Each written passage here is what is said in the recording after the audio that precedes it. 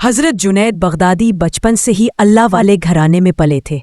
آپ کے والد کا انتقال ہو چکا تھا اور آپ کی پرورش آپ کی ماں نے کی۔ ماں بہت نیک، پرہیزگار اور راتوں کو قیام کرنے والی تھی۔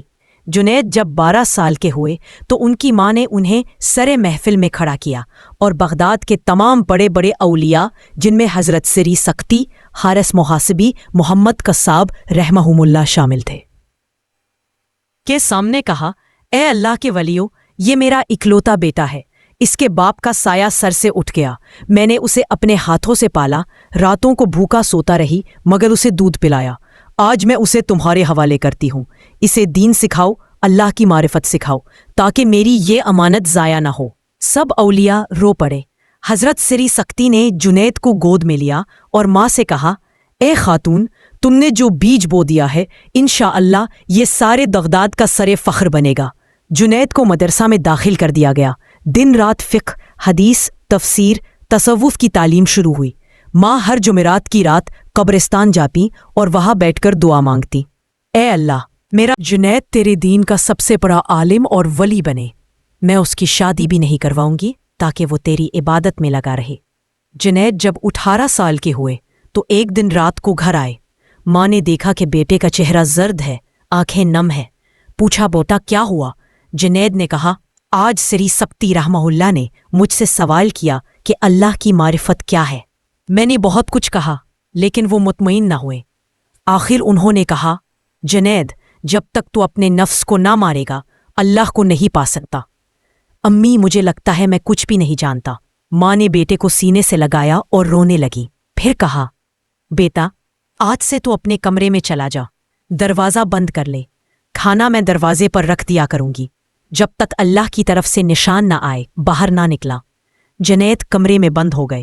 دن گزرتے گئے، مہینے گزر گئے۔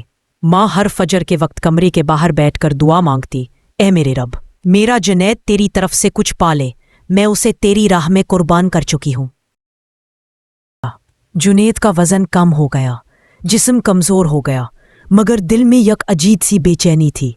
ایک رات سحری کے وقت جنید روتے روتے ماں کے کمرے میں گئے۔ دروازہ کھٹکھٹایا۔ ماں جاگ گئی۔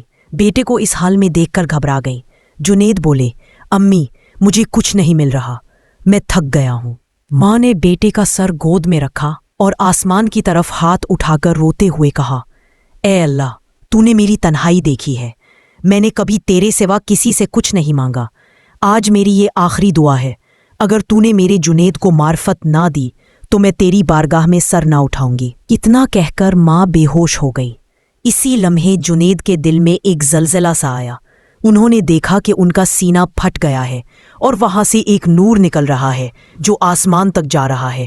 دل میں آواز آئی، اے جنید، تیری ماں کی دعا کے صدقے تو نے مجھے پا لیا، اب جا، دنیا کو بتا کہ اللہ ماں کی دعا سے ملتا ہے۔ جنید باہر نکلے تو چہرے پر ایسی نورانیت تھی کہ گلی کے کتے بھی بھونکنا بھول گئے۔ وہ سیدھے حضرت سری سختی کے پاس گئے، دروازے پر دستک دی۔ سری سختی نے دروازہ کھولا اور جنید کا چہرہ دیکھتے ہی گر پڑے اور بولے، اے جنید، تو اللہ کا ولی بن گیا ہے، تیری ماں نے تجھے خرید لیا ہے۔ اس کے بعد جنید بغدادی بغداد کے تاج الاولیاء کہلائے۔ لوگ دور دور سے ان کے پاس آتے۔ ایک دن ایک شخص نے پوچھا، حضور، آپ کو ولایت کیسے ملی؟ جنید بغدادی رونے لگے اور بولے، ایک رات میری ماں بے ہوش ہو گئی تھی، اس کی دعا نے مجھے اللہ سے ملا دیا۔ اے لوگو، ماں باپ کے قدموں تلے جنت ہے، یہ کوئی کہاوت نہیں، میری زندگی کا ثبوت ہے۔ حضرت جنید جب بھی کسی کی ماں کو دیکھتے تو اس کے سامنے کھڑے ہو جاتے اور کہتے، اے خاتون، آپ کے قدموں میں میری ولایت ہے۔ آج بھی تذکرۃ الاولیاء میں یہ واقعہ پڑھ کر لوگ روتے ہیں اور ماں کے قدم چومتے ہیں۔ یہ ہے ماں کی دعا کا کمال کہ اس نے ایک عام بچے کو سلطان العارفین جنید بغدادی بنا دیا۔ اللہ ہم سب کو ماں باپ کی قدر کرنے اور ان کی دعائیں لینے کی توفیق دے، آمین۔ اگر آپ کو یہ ویڈیو پسند آئی ہو، اگر آپ کے دل کو سکون ملا ہو، اگر آپ نے اس کہانی سے کچھ سیکھا ہو تو براہ کرم ہمارے چینل کو لازمی سبسکرائب کر دیں، ویڈیو کو دل سے لائک کر دیں اور اپنے پیارے دوستوں اور گھر والوں کے ساتھ ضرور شیئر کر دیں۔